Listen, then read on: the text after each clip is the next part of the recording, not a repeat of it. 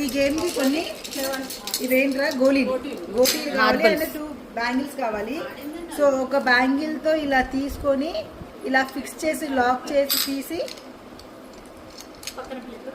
పక్కన ప్లేట్లో పెట్టాలమ్మో. ఇలా వేయాలి. ఇలా 1 minute or 30 seconds లో ఎవరు ఎక్కువ వేస్తారో వాళ్ళే విన్నర్స్ అనమాట. Okay friends. జాగ్రత్తగా లాక్ చేసుకోవాలి. ఓకే.